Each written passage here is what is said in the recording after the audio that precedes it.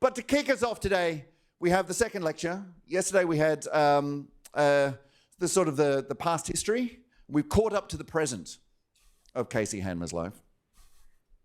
Caught up to the point where right now, as we speak, things are being set in motion. People are being hired.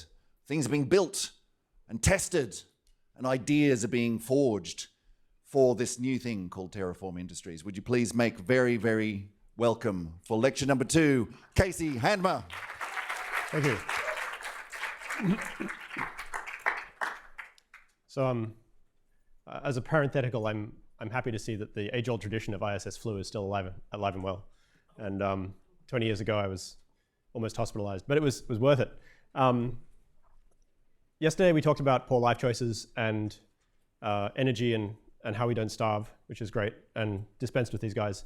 And today, we're going to speak more about the specifics of what I'm doing, and the usual disclaimers apply, obviously. I'm running a startup in the United States. 99.9% of startups fail, mostly because they're terrible ideas to begin with. I have no way of knowing right now if mine is a terrible idea, but statistically speaking, it probably is, which means a lot of stuff I'm going to tell you could be wrong. Hopefully, at least it's interesting. So that's good. But actually, before we kick off, I have a correction. Michelle Lucas, who's the leader for the American contingent, pointed out after the lecture yesterday that Skunkworks is not dead. It's merely sleeping. So I thought I'd point this out. There's actually these 2 fabulous books. I've read both of them by Kelly Johnson, who is the founder of Skunkworks, and then his descendant, I guess, Ben Rich, who took over after he retired, talking about how they developed this incredible organization that's been, they've attempted to replicate it in many other places over the years, and that it was just this really small nexus, really like a core team of 20 people who designed these incredible planes that even today are unsurpassed. And then they invented this stealth technology as well. And I kind of misspoke when I said Skunkworks doesn't exist anymore. What happened in 1995 is they moved it from Hollywood Airport down there. I've got a laser pointer somewhere here. Here we are. From here. So this is pretty close to Terraform. And they moved it up here into the desert, which is more convenient for testing planes and keeping them secret. But as described in the second book, the culture obviously evolved over time. And it became more difficult to move quickly with a small team. So as always, gloss over some details. But Michelle pointed out that Skunkworks is actually recruiting. So if you happen to have a green card or US citizenship and you want to work on amazing planes and never tell anyone anything about them, then should check them out. All right, so back to the 4 horsemen. And then kind of the teaser yesterday was climate change, right? Because like obviously preventing starvation and development is great, but we've caused this problem, this slow-moving, slow-building problem. It's kind of the archetypal problem because every day we just want to burn fossil fuels because it makes our life better, but over the course of years and centuries, it gradually builds up CO2 in the air that's strangling us slowly. And we have to do something about it, and it's going to happen in our lifetime or not at all, right? It's not like this is something that should have been solved 200 years ago or gets to be solved by our great-great-grandchildren. This is something that is upon us. So I think it really is the defining challenge of our age. I think we will ultimately dispatch it and overcome, as humans have in the past. I think there's cause for optimism.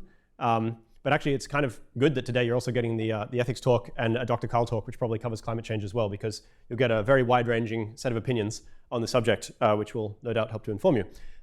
So first of all, we're going to start out by talking about this chart for approximately 5 hours. This is what's called a Sankey diagram. And you could just stare at these for days, frankly. What it does is it describes how energy flows through the economy, which is not at all obvious if you don't think about this sort of stuff. But this data is collected by the Department of Energy and collated by Lawrence Livermore National Laboratory. And I mention that because if you end up working in the United States or other countries that have national laboratories, they're comfortable places for nerds to spend careers solving important problems, collating data, understanding stuff like this.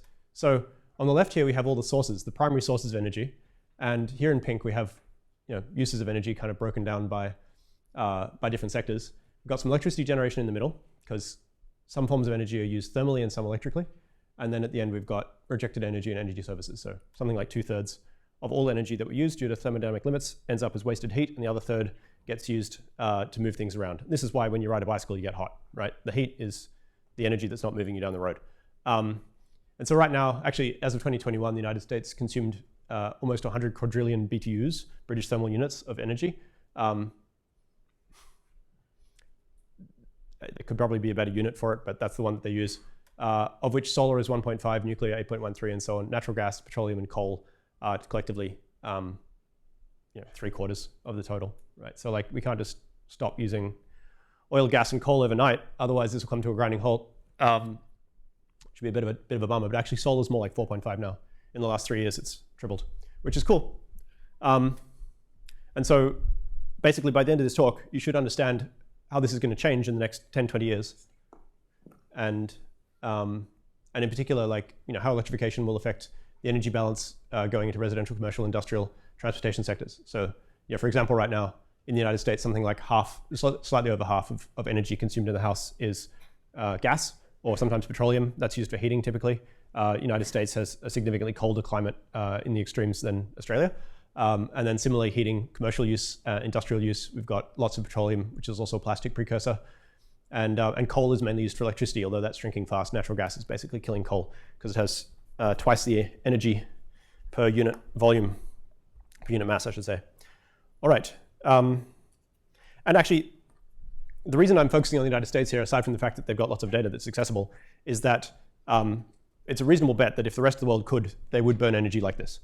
The United States burns roughly twice as much energy per person as Australia or the UK or other developed nations in Europe. But they're all trending in this direction. The United States is just astonishingly energy rich by comparison with almost any other country, particularly any other developed country. All right, so first we're going to take a little detour here to talk about space. So who watched the Starship launch, test launch recently? Really, only 3 people? Okay, 10, that's better. Better catch the next one. So here it is up here. I've got some friends who work on it. It's quite astounding. I actually visited in March the launch site. It's on the side of a road in Texas. If you can go to the United States, you can just go there and look at it. You can stand outside the fence and look right through. It's unprecedented to have something of this magnitude so accessible to the public. And of course, NASA Spaceflight and their friends run webcams streaming this process on like 24 cameras 24/7. So you can literally go in there and see every last screw and bolt that the people are putting into this to make it. And this kind of represents a different crack at the problem we've been facing for 70 years now, which is how do you do cheap, reusable spaceflight? And unfortunately, this talk is not about that, but it is an area of interest. And actually, I did want to say thank you to all the people who came and talked to me at lunch and dinner yesterday. I had a really great conversation. I learned a lot. I really like it when people come and ask me questions, and particularly when they say, I think you're wrong, because that's when I actually learn stuff. So what we have here on the left is a BAT chart. It's called a BAT chart. These are used in NASA, so this is official NASA terminology. It's called a BAT chart because the spacecraft that are on Mars, or the moon or whatever up the top here, are hanging upside down, because there's no up or down in space, and they hang upside down like bats, and so you call it a BAT chart. And so you can use a diagram like this with time on the horizontal axis to explain how a mission will proceed. And so in this case, we launch a Starship from Earth into low Earth orbit. That takes about 10 minutes. And then we've got a Starship in low Earth orbit that has enough capacity for 1,200 tons of fuel, which is a lot, but it's empty because it used that fuel to get into orbit. So you launch another 10 fully reusable tanker flights to refill this with fuel, and now it's effectively a completely refueled second stage that's sitting in orbit ready to go. And of course, once you're in low Earth orbit, you're halfway to anywhere, to quote Heinlein. So from there, you can fly directly all the way to Mars and then use the wing flap things to land on the surface and bring 100 tons or so of cargo down to the surface of Mars, which is approximately 100 rovers worth or 10,000 helicopters worth, and do whatever it is you want to do on the surface of Mars.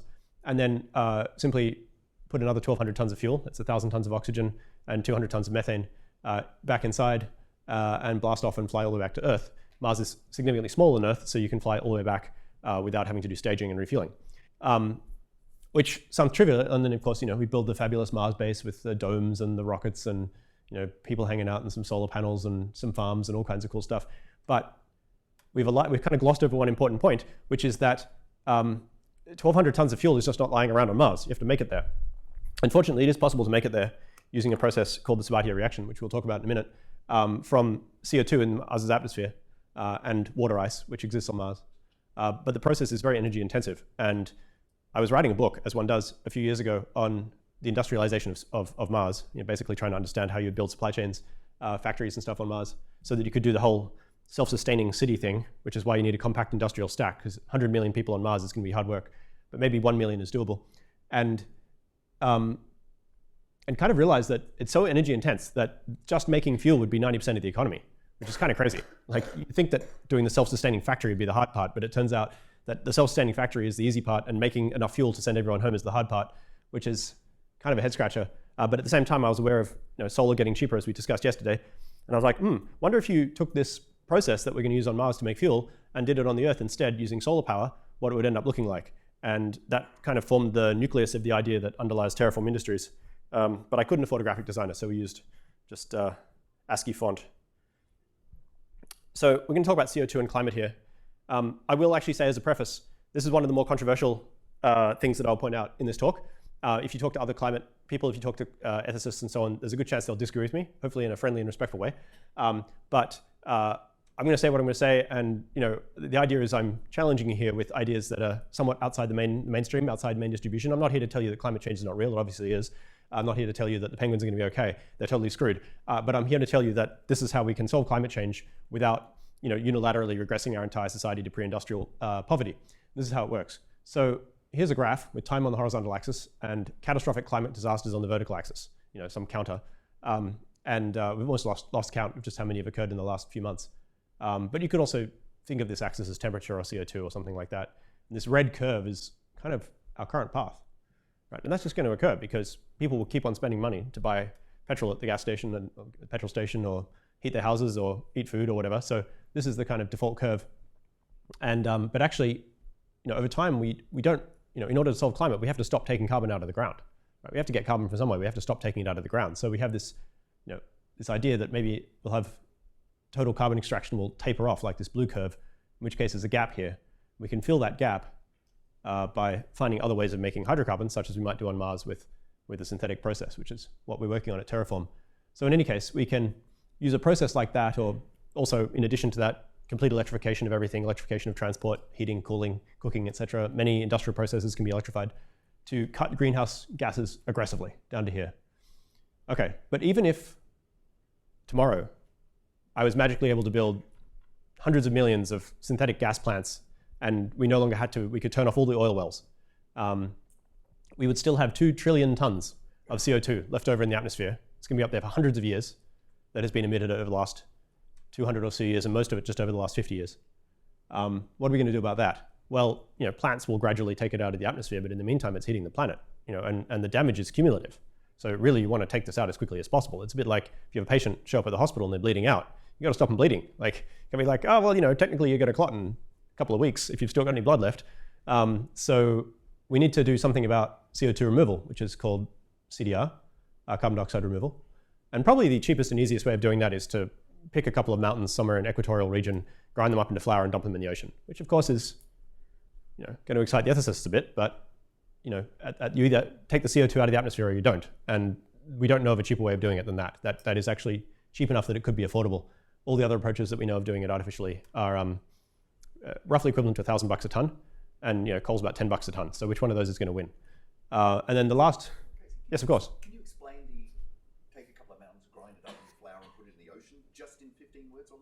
15 words or less, I don't know. Okay, so it turns out that volcanoes spew out rocks that are called mafic or ultramafic rocks.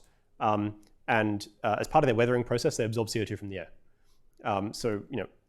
Mountain range lasts roughly 100 million years from being formed to being ground away to nothing. So the Great Dividing Range here, just inland of Sydney, approximately 120 million years ago was as taller than the Himalayas.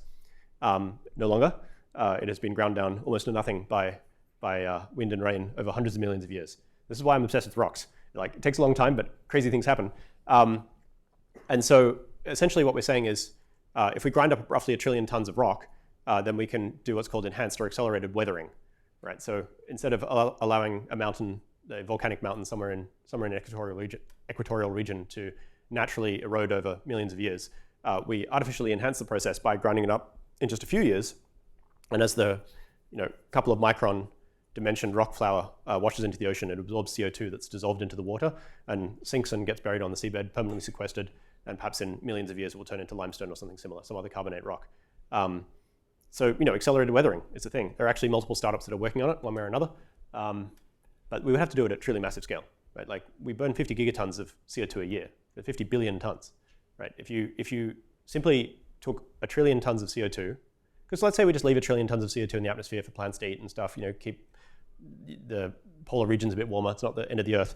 but we take 1 trillion tons out, and you turn that all into just carbon, right? Just coal essentially, and made a giant pile. It'd be taller than Mount Everest, right? Like it's a huge volume of stuff that we put into the atmosphere. I mean, Mount Everest is just one mountain amongst many thousands of mountains, but it turns out a little bit goes a long way. And then the really controversial part, of course, is that, so hopefully that explains intense weathering. Okay, is that in the meantime, this is not going to happen overnight, right? In our wildest dreams, this might take 20 years, it might take 50 years, and in the meantime, the Earth is continuing to get warmer. And actually, just in the last few years, the warming seems to have accelerated. We've had very unprecedented weather all over the world, and there's accumulating evidence that this is occurring because of enhanced fuel cleanliness standards taking sulfur out of coal and out of marine diesel.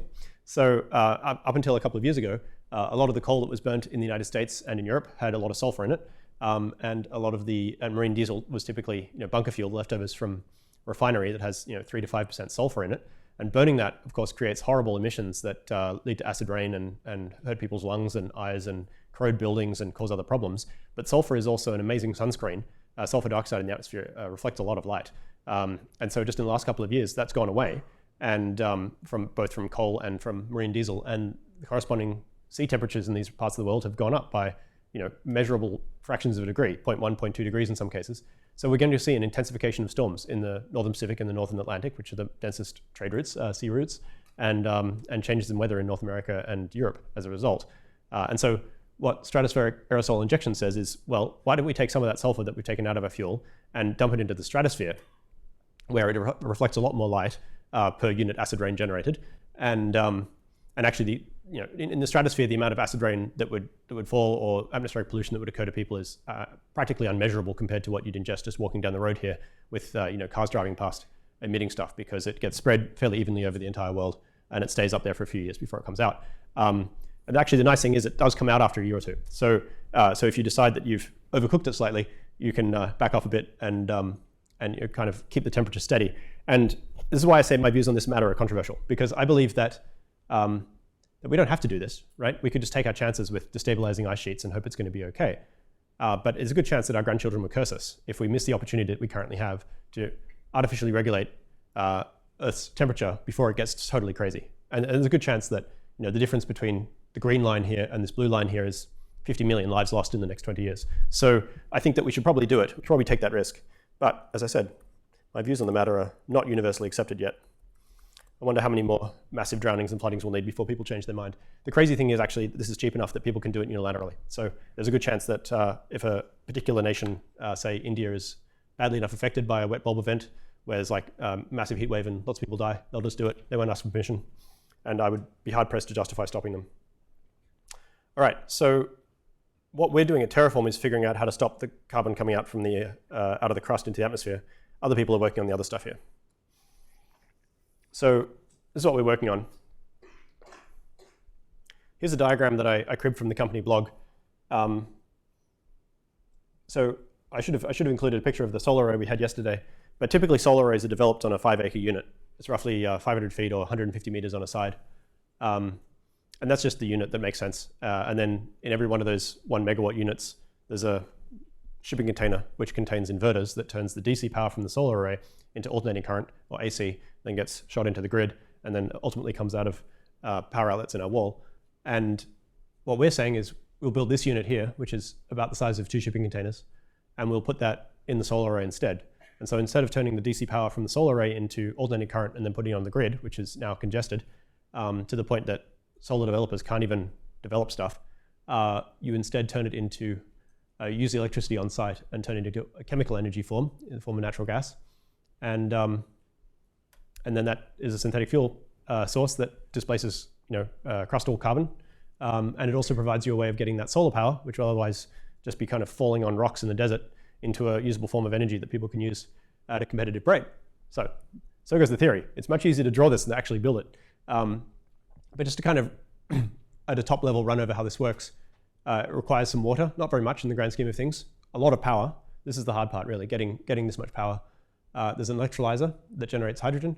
There's a direct air capture unit that captures CO2 from the air. It's not that different to a tree, and then stores that. And then there's a reactor that converts the hydrogen and CO2 into CH4. We'll talk about the specifics of how that all works in a minute or two.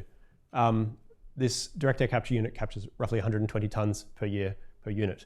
And so if you run the math on 50 gigatons a year, you need about 400 million of these to solve the problem globally. And so the question is, how long does it take you to build 400 million of these?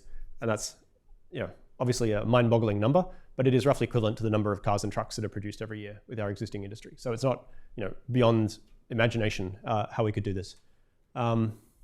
This is just sales stuff. And then here's our castle. This is where we're building stuff.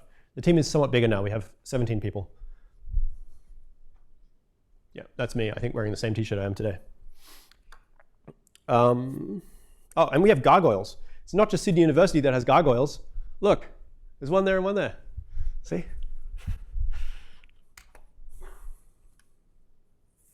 All right, so here's how it works. Who remembers the Haber-Bosch process from yesterday? Good. Okay, that's lots of you. So it's similar to the Haber-Bosch process for ammonia. And we use generic materials as much as possible. So it may be tempting to be like, oh, we'll make this out of alien technology supply chain parts, super fancy materials, but we need to make 400 million of them. So the parts that we're using have to be widely available in large numbers. And then we have working prototypes of all the 3 of these parts. So we're actually going to go through these in finer detail, so I won't dwell on it too much here. But this is the air concentrator that concentrates CO2. And this is an electrolyzer, but it's just a white box that pretends to be an electrolyzer. Most of the power goes in here to split water into hydrogen and oxygen, and then we have a reactor as well. It's not a nuclear reactor. I had an investor come through once who thought I was making nuclear reactors. I had to calm them down a bit. Okay, who here has seen Pirates of the Caribbean? Okay, I was thinking maybe I was too old now and no, people haven't seen it because the first one came out 20 years ago. So that was a while. And of course, there's this fabulous scene here. And whenever I see this scene, being the wannabe geologist that I am, I ignore these peculiar costumed creatures running around with their swords and instead focus and fixate on this amazing, almost pure white Bahamian beach sand you can see in the background. What is that made of? Does anyone know? Would anyone like to hazard a guess? Yes? Would you like a sticker? How did you guess?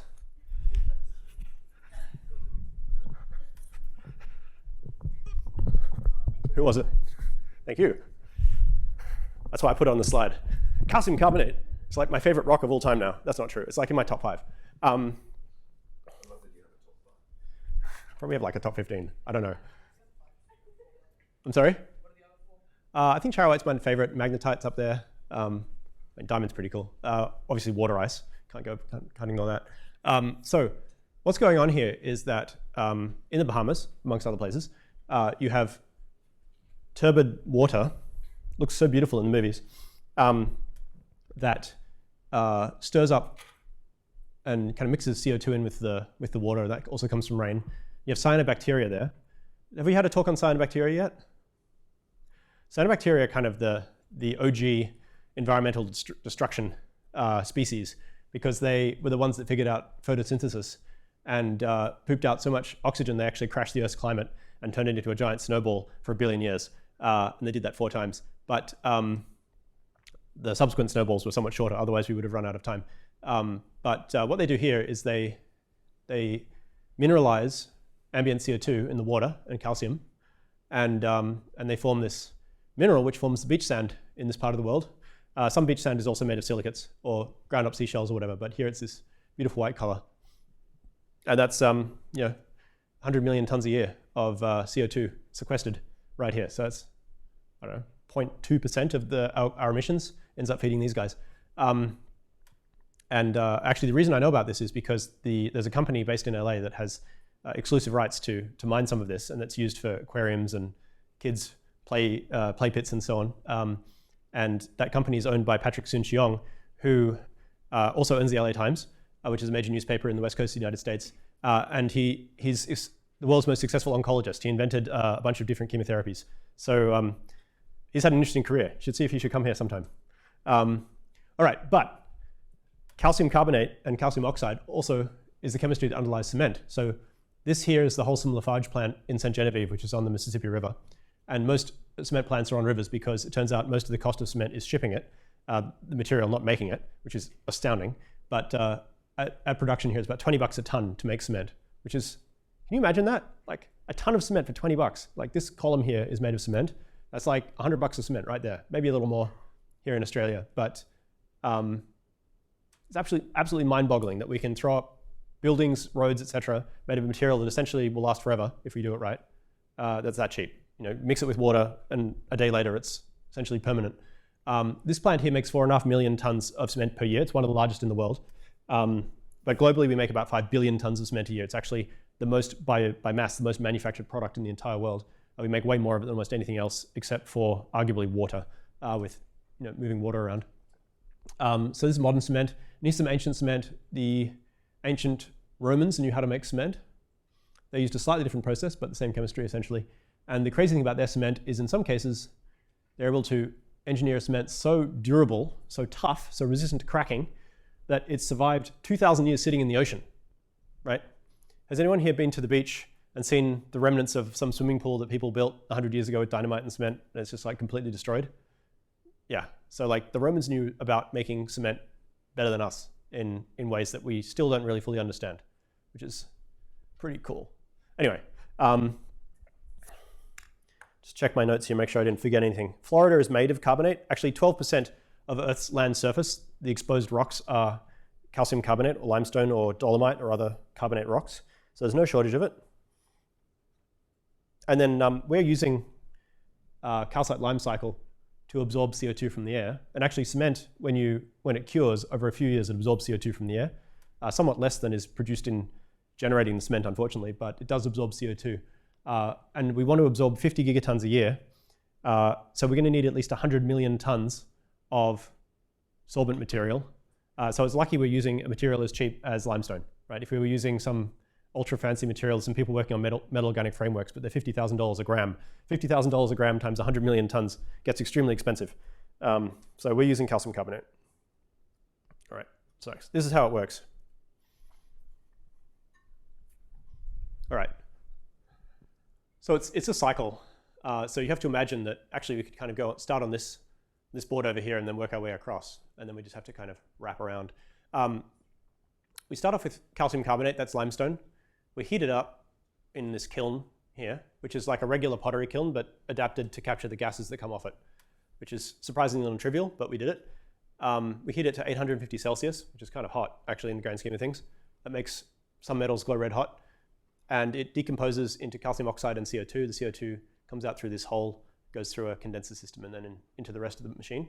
And out the bottom falls the ash, the calcium oxide, which is actually, like ash is actually typically salt oxides. It's the stuff that doesn't blow away, mineral oxides when you burn wood.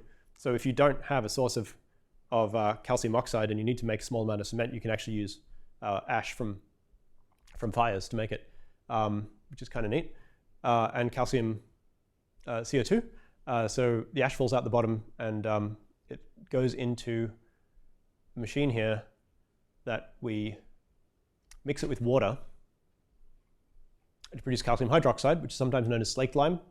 And then we flake it and then feed it into the fixed bed. So when the powder comes out of this machine, it's a powder, it's very fine powder. We need to blow air through it. If we just blew air through it, it would all blow away. So we need to stick it together into flakes, and we had the worst time ever trying to figure out how to pelletize this or flake it or something.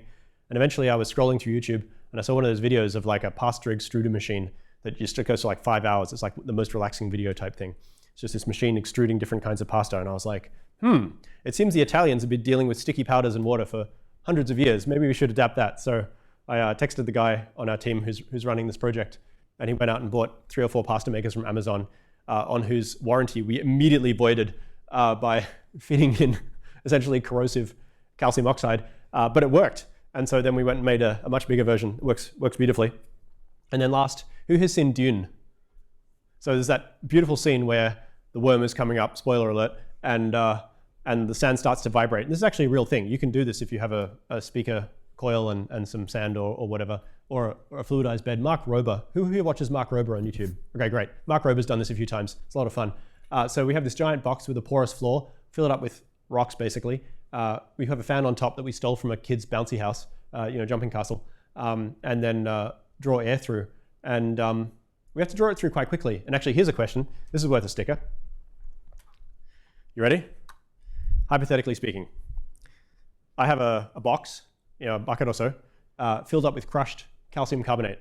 Right? I've gone and taken a bunch of sand off that beach in the Pirates of the Caribbean, and I filled the bucket up to the brim, and I put a top on the bucket so it's sealed up, and then I wave a magic wand, and all the carbon dioxide magically disappears from that bucket. So I'm left with a bunch of calcium oxide rocks that are missing carbon dioxide, and anyone would know that carbon dioxide is roughly 44% of the mass of calcium carbonate. So the rocks have gotten lighter. Obviously, 44% of the mass has gone away. But there's some air in the gaps between all those rocks, right? It's typically the fill fraction of crushed rocks is about 2/3 rocks to 1/3 air.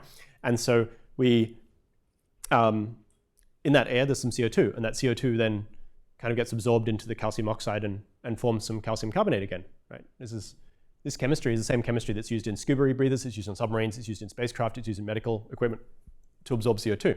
But obviously, there's not that much CO2 in the bucket. So we hook up a little tube and we blow in some more air to blow out the old air and blow in a fresh set of air, an air change, right? And then the CO2 that's in there gets absorbed, and we do it again and again and again. Roughly speaking, to the nearest order of magnitude, who wants to take a guess as to how many air changes you'd need to completely resaturate that bucket with CO2, reforming all the calcium carbonate, assuming that you have 100% absorption? Is that, you stretching? Anyone want to take a guess? I will give you a sticker. 10. Factor of 10? That's not correct, but it's a good guess. 20? Okay, to the nearest order of magnitude, yes. So in the order of 100? Somewhat more. More. 10 to the 4. More. This could go on a very A million? No, less. 10 to the 6. 10 to the 6. Good. Would you like a sticker? Of course. I think this is the last one with actual words on it. Thank you. So I'll run through this calculation for you. Who here has heard of a Fermi calculation? Anyone's heard of Fermi calculation? Okay, who here has heard of Enrico Fermi? Who here is going to go and see the Oppenheimer film? Yes. Who's going to see Oppenheimer and Barbie on the same day? Yes! Let's do it. Double feature.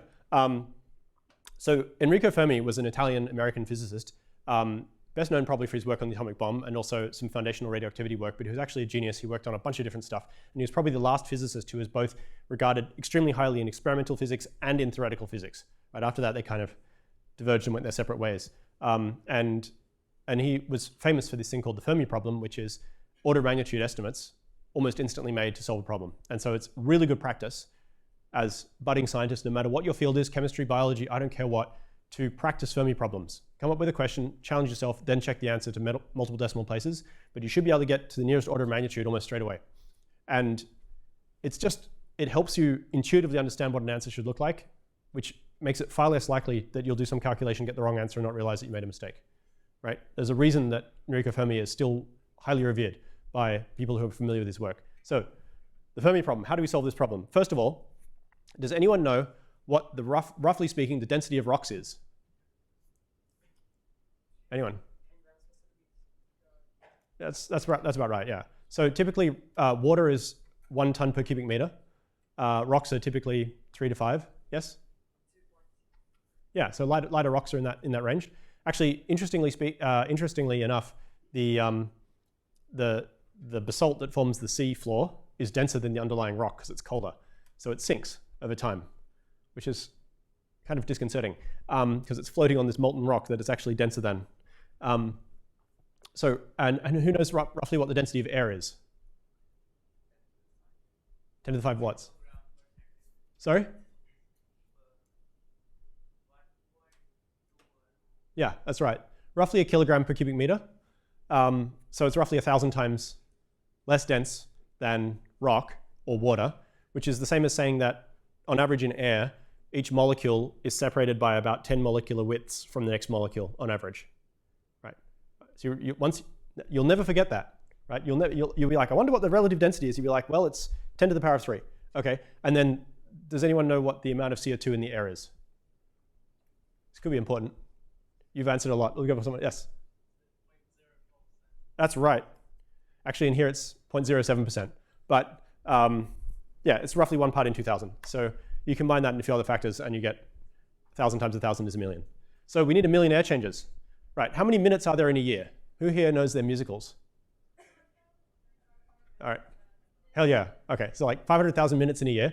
So if we do 1 million air changes, we do 1 air change a minute, it's going to take 2 years, which is a long time. But if we do 20 air changes per second, who here knows how many seconds there are in a year? That times 60. It's actually almost exactly pi times 10 to the 7. It's like within a couple of minutes of that. So we can get 31 million air changes in a year if we do 1 change per second, or 600 million odd. Obviously, we only need 1 million air changes, so that's about 2 days worth. So this unit here is a Pathfinder bed where we're absorbing CO2, and the rocks in there go off after about 2 days, which is neat, because then you can cycle the rocks for every 2 days instead of every 2 years. I talked about carbonation. Yeah, so carbonation is the phase where we blow air through, and the CO2 gets absorbed into the rock, and water comes out and actually just goes into some adjacent calcium oxide and turns it into calcium hydroxide, activating it. So it's like this catalytic process. And then we take the material out of here and we put it back in the kiln. Round and round it goes. So it's completely recyclable. Obviously, if you could figure out how to make fuel out of carbon dioxide and you can get carbon dioxide out of rocks, you can turn limestone into fuel. This is a bad idea because it's taking carbon dioxide out of the crust and putting it into the air. So we don't want to do that. we want to recycle it. All right, electrolysis. So who here knows what this building is? Yeah. Have you read the names that run along the top here? I just had a look at them today. There are Archimedes, Roger Bacon, Copernicus, Kepler, Galileo, Newton, Huygens, Dalton, Fresnel, Fourier, Carnot, Faraday, Maxwell, Helmholtz, Kelvin, Boltzmann, Röntgen, and Bessel. So it's kind of interesting. I guess these people were regarded as a pretty big deal in physics in 1920. And if you study physics, you will probably become familiar with at least some of their work. But I challenge those of you who are interested to write down a paragraph on what each of those people has done, or Google it, or ask ChatGPT or something like that, and understand their contribution. And some of them are much better known today than others. It's kind of interesting. Some people, their work turns out to be more important. But anyway, this fellow up here, this is Michael Faraday. So Michael Faraday, very interesting fellow. Faraday is just there. Faraday. Self-taught bookbinder. Became an assistant to Humphrey Davy later in Humphrey Davy's life. Humphrey Davy discovered 7 elements, not bad going. It's like solid 6% of all the elements known. Although Seaborg discovered 10, but he had radioactivity. And also Michael Faraday discovered many quantitative laws of electromagnetism. So Faraday's law became one of Maxwell's equations. He's the next guy along on the building. And he also discovered the quantitative laws of electrolysis. So electrolysis is an old technology. This is like 1860s. Figured this stuff out. So this is what we're doing. There's a lot of words on this slide, my God. Sorry about that. We're building an electrolyzer here. Someone yesterday asked me about the Wollongong University electrolyzer, and it's very exciting. It's fabulous that a lot of people are becoming interested in electrolyzers and trying to figure out how to do it better. This technology is old.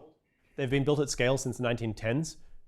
There was hydroelectricity developed in Norway in the 1910s that was then used to make hydrogen and also heavy water, right? Because it turns out with electrolysis, if you do it right, you can concentrate deuterium, which then was appropriated by the Nazis in the Second World War in their atomic bomb efforts and then subsequently destroyed by British commandos. It's a good story if you're interested in that sort of thing.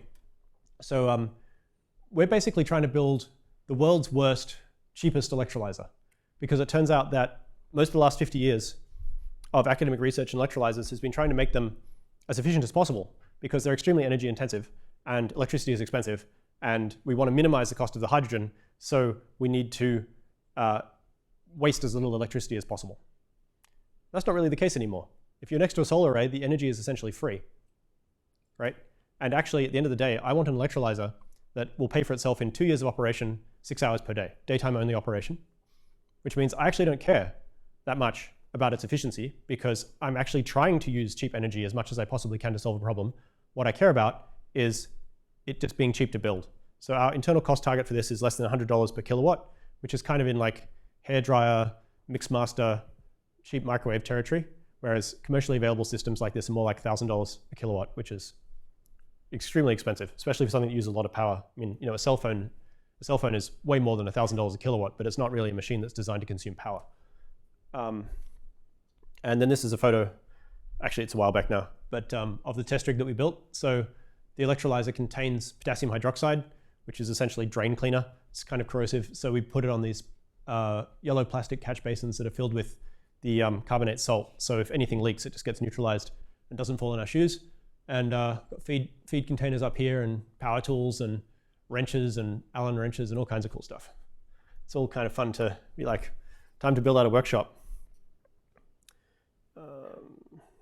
There's all kinds of technical details here on like plastic choices and stuff, but if you're curious about that, come and find me later. Let's talk about the Sabatier reaction. So this fellow on the right here is Paul Sabatier. He was a French physicist, which reminds me of a quote that we heard from Dr. Harry Messel when I was here back in the day when he was still alive. And he gave this fabulous talk, and I don't remember much of it. But what he did say that stuck with me is, if you want to get a Nobel Prize in medicine, study physics. If you want to get a Nobel Prize in chemistry, study physics. Because it turns out that a lot of people who have won Nobel Prizes have a background in physics. And including this fellow, who's a physics lecturer, dabbling in chemistry, discovered what he called the Sabatier, what is now called the Sabatier relation, and also the Sabatier reaction, and won a Nobel Prize. But I guess back in those days, like, if you were alive for long enough, you'd probably get one. These days, it's somewhat more competitive. So for reference, this reaction, which was actually discovered before the Haber-Bosch reaction. So Haber-Bosch is nitrogen plus hydrogen makes ammonia, and the Sabatier reaction is CO2 plus hydrogen makes methane and water. And water can be condensed out fairly easily. It's actually kind of interesting there. Like, methane and water are basically the same molecular weight, right? Basically the same molecular size. This one has 5 atoms, this one has 3. But this one will boil at about minus 100 Celsius, and this one will boil at 100 Celsius, which is, thermodynamically speaking, double the temperature. Why is that? Hydrogen bonding. What's hydrogen bonding? Sorry? Dipole, that's right. Yeah, okay, great. So hydrogen bonding means different things to different people. But the water molecule is polar. The hydrogen atoms hang off at an angle, and the oxygen atom is very greedy for electrons. So the oxygen end is negative and the hydrogen end is positive. And that means it's incredibly sticky. These things line up like little tiny bar magnets and stick to each other. Whereas methane is a tetrahedral structure, it's symmetrical. And so it's not polar, and it's not particularly sticky. It's actually the case in general that chemicals with a hydroxide group have much, much higher boiling points and melting points than other chemicals. So we need a reactor to make this. This is our second generation reactor here. Who knows what this bar here is? Has anyone seen that before? You might have seen it in a laboratory around here. Okay, it's called 80-20. It's an aluminium extrusion that you can just buy lengths of and bolts and stuff, and you can, it's like Lego or Meccano or something. You can make arbitrary things out of it. It's called 80-20 because it's 80% of the strength to 20% of the material. There's a lot of big gaps in there. So how does this work? We have a reactor here. So we feed gases, these 2 gases in the top, and then we have these heating elements on the side to heat it up to the operating temperature. The thing is operated at about 7 atmospheres of pressure. The reaction, it's kind of combustion in disguise, occurs. The products come out the end here, but the reaction is incomplete. It's an equilibrium reaction. So we put it through a condensing coil, which is not visible in this picture, to condense out the water. And because we've removed species from this side of the equation, it drives the equation forward. We run the gases back through another copy of the same reactor, and it pushes the equilibrium further forward, making more methane and a little bit more water, which we condense out again. This is what's called a mist trap here. And then the resulting gases come out through this tube, through this back pressure regulator, and then in the next table over, we have what's called a gas chromatograph, which is essentially a piece of laboratory equipment that acts like a nose. You feed it gases and it tells you what's in there. It's kind of crazy. It's like, we're incredibly lucky to have these instruments. Faraday and Boyle and all their friends, they would have had no ability really to determine what these gases were without this sort of equipment. So, yeah, and it's an exothermic reaction. So this reaction produces heat as it goes along. So once you get it started, it'll keep itself going, which is cool. Although chemists here will know that exothermic reactions are sometimes dangerous, because if the reaction rate increases as a function of temperature and it produces heat as it proceeds, if you are not careful, you'll make a bomb, which is not recommended. We talked about this already. It uses a catalyst. What's a catalyst? Who knows what a catalyst is? Yes? Okay, how does it work? It depends, but generally they have structures that push Yeah. Okay. That's both right. Would you like stickers? Here you go. I'm running low now. I should have brought more. If you ever visit Burbank, which is like the incredibly not famous part of Los Angeles, can someone pass this across? Thanks. You can come and visit the cartel. So the secret answer to catalysts is actually no one really knows why they work. In some cases, we have a pretty good idea, but most of the catalysts that were discovered by trial and error, we don't actually understand how they work. So if you want to figure that out, pretty good chance you can get a Nobel Prize. But it's still an area of active research. Yeah, actually, this particular reaction, no one knows how the catalysis works. There's a couple of guesses. And the catalyst that we're using is nickel, although there are other ones you can use as well. Nickel is relatively inexpensive and relatively non-toxic compared to the other ones. All right, so we've talked a bit about electrolysis. That's where we feed in the energy and we split water into hydrogen and oxygen. We've talked about carbon capture, where we use this calcite-lime cycle here to capture CO2 and regenerate the solvent. And we talked about the reactor, where we feed in CO2 and hydrogen, and we get out heat, water, and natural gas. And we put all those three things together, and then simply press copy-paste on the manufacturing system, and make fuel. So to return to the question that we came to first, this is a copy of that Sankey diagram we had on the first slide, but slightly differently formatted. We've got solar, nuclear, hydro, wind, natural gas, coal, biomass, and petroleum feeding to electricity generation, which is being used in residential, commercial, industrial, and transportation applications. Obviously, transportation is mostly cars and planes and things. That uses a lot of fuel, right? Electrification of transportation is not even a footnote yet, right? All the electric cars you see, it's barely makes a dent in the total number of, total amount of fuel energy that's consumed in transportation. Tesla has been growing its sales by a factor of 2 every 2 years since forever, similar to solar actually, and it's going to make about 2 million cars this year, but 100 million cars are made every year. So it'll take another 20 years probably before electric cars are able to displace a meaningful fraction of all the cars on the road, because cars last for quite a long time. So that's a bit of a bummer. So anyway, it helps if we can do something about the supply side rather than the demand side of fuel. And so this is, again, disclaimer, don't know for sure. We'll have to see. This is what I think that it will end up looking like. So it's actually pretty exciting for a bunch of reasons. But first of all, solar is going to go up by a lot, right? So solar right now in the United States is about 4. So this is an expansion by roughly a factor of 50. Generating electricity, the vast majority of that electricity will go into synthetic natural gas. Some fraction of that will go into petroleum using what's called an upgrading process. Some fraction of that will go into industrial applications. And then obviously our process is not completely efficient, so quite a lot of it comes out as heat. And then we'll have quite a lot more wind than we currently have. Nuclear will probably stay about the same, and hydro will stay about the same, feeding to total amount of electricity.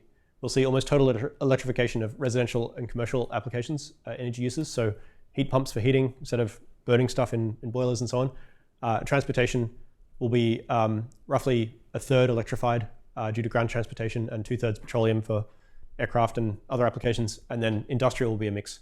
And this is total energy services here has increased by about 50%. So in the next 20 years, if this goes to plan, we'll see global economic growth that is faster than anything that's occurred in history, which is what it's all about, right? It's like we unlock new forms of energy. Those forms of energy are carbon neutral, they are less polluting, and they enable us to use more energy to make the world better for everyone, right? It's not a matter of being like, well, we can be done with poverty in 2 or 3 generations. It's like, okay, how many person years of poverty should we expect the human race to endure between now and infinitely far in the future, and how can we get that number down as low as possible? So actually, the other kind of weird thing about this is that in the previous version, in the previous slide, we had electricity was downstream of a lot of hydrocarbons, and in this slide, the hydrocarbons are downstream of electricity, which just kind of reflects the fact that we're going through this transitional phase where electricity is becoming cheaper than hydrocarbons. And oh, this is a fun video. I just have a couple more slides here on mass production. Like I kind of mentioned, like, oh, we just have to copy paste. Now, we haven't figured out how to bake our factory yet. So if you end up studying mechatronic engineering or manufacturing, you could end up working on some stuff like this. But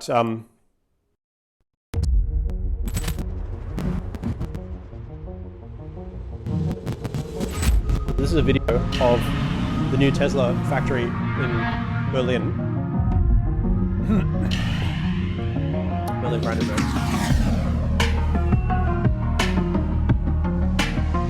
Every single thing that you see here started its life as a rock. There's probably 200 different kinds visible in this picture.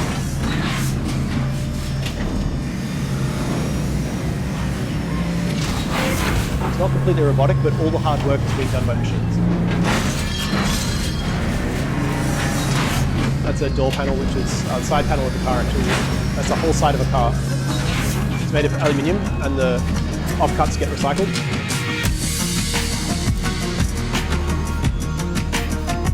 Every single one of these systems, that gantry the person is standing on, the pole they're standing on, the machine, the robot, every last screw of that robot, designed in someone's brain, drawn by hand or on a computer, and mass-produced in a factory like this. Transported over the entire world, coming together. We just saw the gigapress there, and produced the whole front and the whole back of the car in a single press, single operation.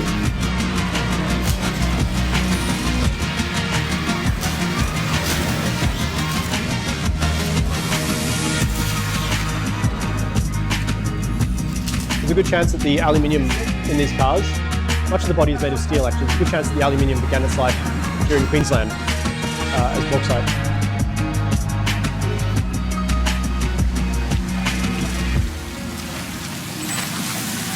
It's part of the paint shop operation, basically priming the surface to accept paint.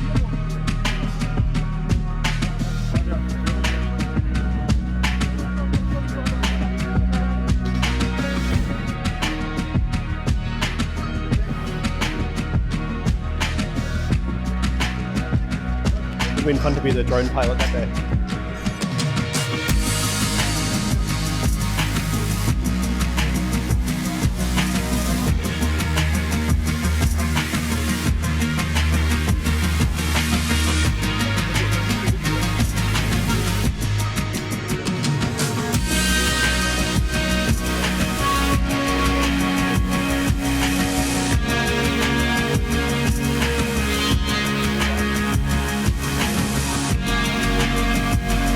Here at the end of the video, the factory is not quite complete.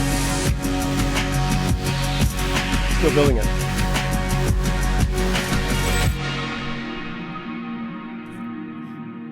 Oops. So, I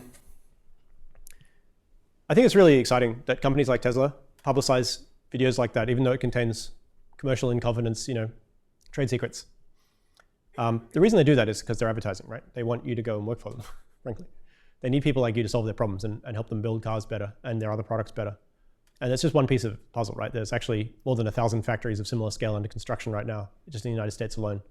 But that's how we get all our stuff, right? The seats you're sitting on are produced in a factory somewhere by people not that different to the people you saw in that video, using machines, probably much the same machines as you saw in that video, right? We have this toolkit. We can make almost anything we want if we're prepared to learn how to do it. And I think that a lot of people in our culture, we go to school and you're kind of steered away from factory work because it's lower class or something like that. But actually, there's something noble about taking rocks out of the ground and reconfiguring them to be stuff that makes our lives better. And then the last slide I have here is the putting the engine of capitalism to work. So synthetic fuel, what we're working on at Terraform, it's just one of a constellation of new energy-related technologies and businesses that need to be built in the next few decades. Right? This is all of your life's work. Right? Not all of you will work in industry necessarily, but it's going to occur. The people you're at school with right now, the people who are going to build this stuff. It's time to plug ultra-low-cost solar electricity into the economy and build a radically more abundant future for humanity. And so kind of the final question I have for you all is, what are some energy-intensive industries we can grow?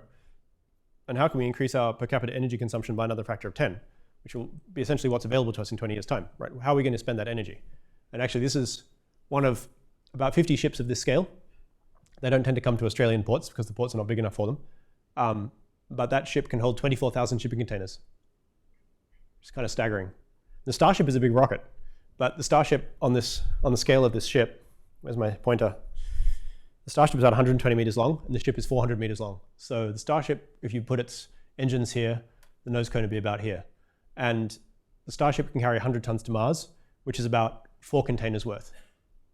Right. So if we launch 10,000 Starships to Mars in the next 30 years, carrying all the stuff we need to do a full industrialized stack, it's basically one of these container ships. One ship. These things cruise every day. 24,000 containers. So the engine of capitalism is basically this insane machine that if we can find a solution to climate change that makes money, that solution will attract money and grow by itself. Right? It won't require massive sacrifices. It won't require massive government intervention, which I suspect that we're decreasingly capable of as a civilization. Right? The things that can make money, these ships, for example, appear as if by magic. Right? No government contract had to be signed to build this ship. It's just an obvious thing to do. And yet this ship is unimaginable. I mean, Robert Boyle had I want a ship that can move in any direction relative to the wind. Right? Like, what would he think if he saw this? I mean, containers were only invented in the 1950s. So I've got 3 more stickers. What are some industries that will consume a lot of power in the next 20 years, in addition to synthetic fuel? Who hasn't answered a question yet? You. Solar. No, consuming power. Oh, consuming power. Yes. Who said aviation? How are we going to consume power with aviation? Yeah, more planes? Okay, that's worth a sticker. Supersonic planes. Let's do supersonic planes. Who else? Fellow with mask. Well, you all got masks. Spaceflight. It's not going to consume enough power, but good try. I wish. Behind them?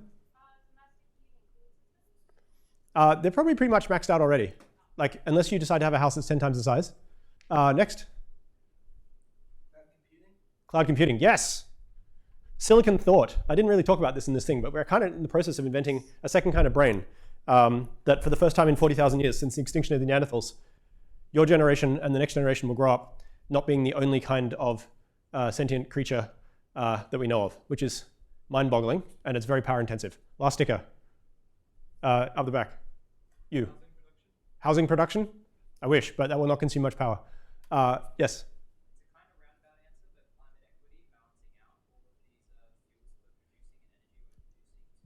Yeah, I like that answer. I don't know how much power it will consume, but I like the answer, so I'll give you a sticker. Right. No more stickers, unfortunately, but I can take 1 or 2 more suggestions. I don't think we've completely exhausted. Yes, sir? Hard to see how that would consume hundreds of quads, but I think we should definitely do it. All right. No one mentioned light metals. Okay, so making magnesium and aluminium is extremely electricity intensive. Essentially, the reason we recycle aluminium is because it's so expensive to produce. It's every single atom of aluminium requires, I think, 2 or 3 electrons to produce from ore. So it's you should go and check out a cryolite at an aluminium foundry sometime and see how they do it. It's absolutely mind-boggling. They use these machines called homopolar generators to generate hundreds of thousands or millions of amps of current at very low voltages to rip the aluminium out of the rocks. All right, I'll stop there, and I'm happy to take questions until they drag me away. Excellent. First of all, could we please give it up for Casey Handmer? Some big ideas, some bold ideas.